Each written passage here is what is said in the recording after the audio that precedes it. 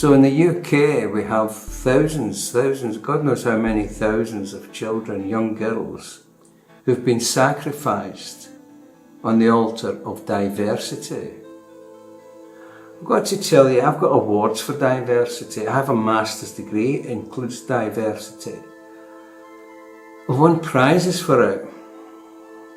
And I've got to tell you, the diversity that I learned about is nothing like what you're seeing in the news now.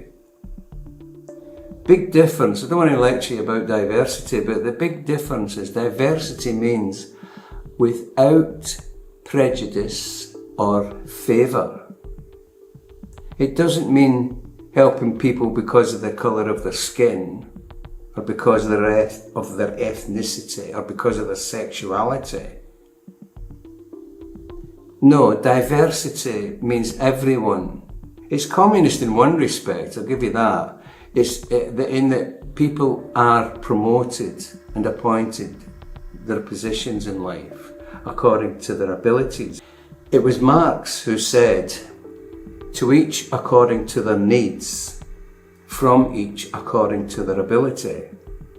He did not say, to each according to the colour of their skin, their sexuality, or their beliefs, or whatever. It was nothing like that. He just said, to each according to their needs, from each according to their ability.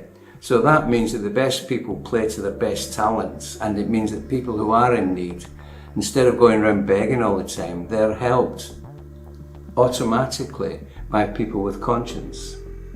This is what religion does for you. Mind you, it depends on your religion. With most religions, this gives you a conscience. Not all religions. There's some that are brought up in the idea of hate, but there's others that are brought up in the idea of love and forgiveness. Forgiving those who trespass against us. That's what we say in our prayers. So we know this is going to be a little bit controversial, but we're not out, some of us, most of us are certainly not out for vengeance. When this charity first started off, the one thing that enlightened us to what was actually going on in Bradford was that they were asking, this is back in 2005, we didn't know about grooming gangs then. So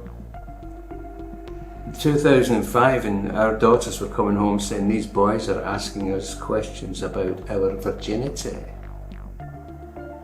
So that was how the charity started. We actually started off as a parenting cooperative specifically because of that problem. We didn't know what they were planning. We did eventually find out. And the one way that we stopped the grooming gangs in their tracks was to send 2 or even 3 as we got bigger and we involved more people in these cooperatives, these parenting cooperatives. We arranged for at least 2 parents and maybe 3 cars. They would pull up outside the school, and if anybody asked, they would say no, they want to see the children before they get into the private hire cars, which were just down the road. But what we finished up doing was we got these maybe 2 or 3 cars to go there early so that they could park close to the main gates. And as the children came out of school, they collected their own children obviously and some of their friends who lived on the same street or nearby. So they were dropping off their neighbours' children and then taking their own home. And that was one way that we stopped them. Lo and behold, teachers were saying, this is magnificent, you really must come and see us. We finished up with appointments at 5 of the worst Ofsted reported schools in Bradford.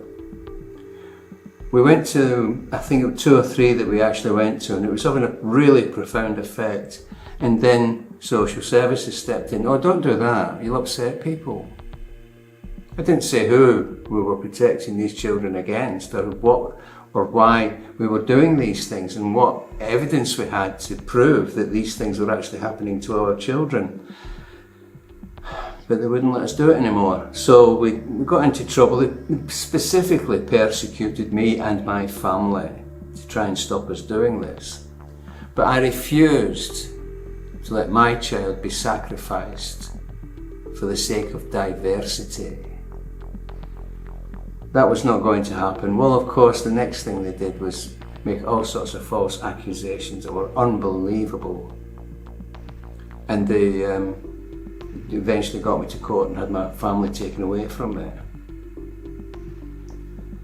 I won't go through the details, but it is really horrific. So these are children, my child, as well as maybe millions and thousands of others, was sacrificed through the family court system and through the social services to be sacrificed for the sake of diversity, or for the sake of politics, or for the sake of money that they get from selling these children abroad and for hiring them out to foster parents. Oh, you're going to be shocked. Oh, foster parents wouldn't do that. Well, let me tell you a fact from I believe it was Chief Constable Hopkins.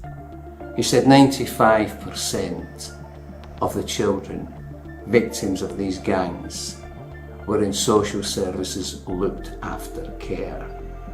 95%. Looked after care is either a children's home or foster parents. So let's not paint everybody as sweet little angels, as social workers, as martyrs to the cause or anything. Let's just talk about children being sacrificed for the government and for the money that the local authorities that are skint and need to sell a lot of children. It's very, very disturbing that any political cause that you care to mention, such as feminism, you get young girls and young boys who lose their parents because what they do realise is that fatherless children are 4 times more likely to be perpetrators or victims of sexual assaults. So the situation now is that children, young people, and if you look at the rates of young children self-harming, etc., and doing even worse than that, and you know what I mean, the things that are happening, it's now the main cause of death for children from the age of 5 up to age 45. Nobody wants to grow up in this world, there's a fact of it. And I don't suppose many young guys especially, will want somebody who's been so badly damaged by what these perpetrators have actually done to them. Because I don't think many young lads would have the patience and the understanding, certainly at the early stages of a relationship, to try and be as patient as possible and for knowing what to do. That would be a really difficult one. I know there are people out there that think they know everything, or they think they know how to deal with young girls who've been assaulted like such. I can tell you, I've looked after, all in all, I think I've looked after 180. 180 of these children have been abused. For at least for more than a week, long enough for me to make a few notes on them. And although I didn't put any names or anything down, they're virtually all been so badly treated.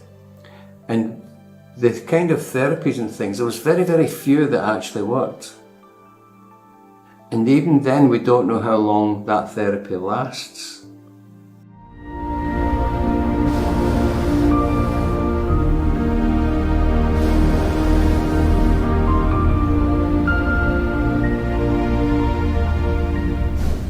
Please subscribe if you haven't done already, and tick on the bell for notifications, and click a like if you liked the video. Thanks for listening, I do appreciate it. Thank you.